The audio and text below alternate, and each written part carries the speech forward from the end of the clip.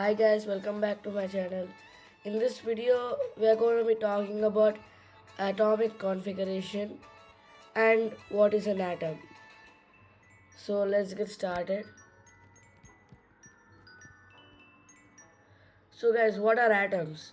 Atoms are basically the building blocks of matter. They make up everything that you look around you. An atom consists of a nucleus, protons and neutrons, electrons. The nucleus consists of many protons and neutrons. Then you might ask, where are the electrons? Well, the electrons are like guards rotating around the nucleus in orbits. These orbits can be called electron orbits or electron shells, or even sometimes called energy levels. So now let's come to the important part. What is atomic configuration?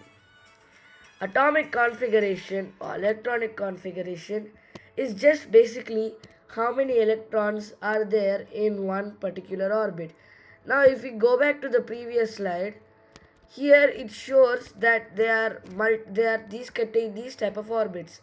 But in a real type of atom, the electrons will actually be vibrating in many ways. You will not be able to see where electron is going to end up in a particular position after it moves. It's not going to be in this uniform pattern. But to simplify it, let's just think that it moves in a uniform pattern. And actually, this great scientist called Bohr actually created this kind of orbit, which he predicted that most of the electrons will be found in this orbit, or in this orbit. So the first orbit is called electron orbital 1, electron orbital 2, electron orbital 3. Now, in the first orbital, there is a rule that for all atoms, there in the first orbital there only must be 2 electrons. They can be less, such as 1, or but they cannot be more, such as 3. That means there must only be 2 electrons over here.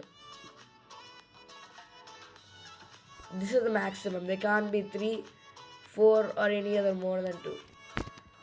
Now for electron shell 2, this one right here, there can be a maximum of 8. That means there can be 1, 2, 3, 4, 5, 6, 7, 8 electrons, but they can't be more than 8, such as 9 and 10.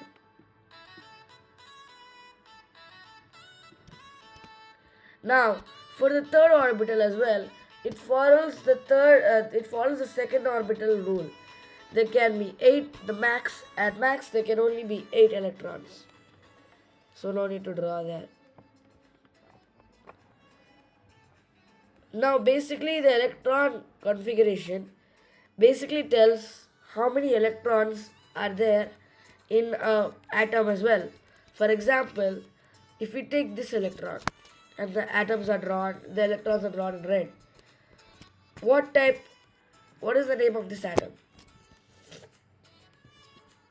The name of this atom would be neon, since we can count the electrons 1, 2, 3, 4, 5, 6, 7, 8, 9, 10. And neon has 10 electrons.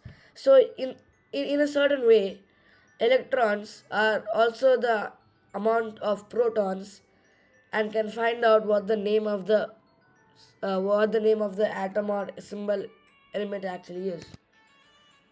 Now it's time for a small quiz to check how much you are listening. What is the name of the atom with the most configuration? Now to give you a clue, an atom with the most configuration is an atom with the most amount of electrons present in it. So what is the atom with the most electrons present in it, or the most configuration? Well, time's up. It's actually Oganesson, or the symbol Og. Why? Because this element has the most number of electrons. That means it has the most amount of electronical shells and the most configuration.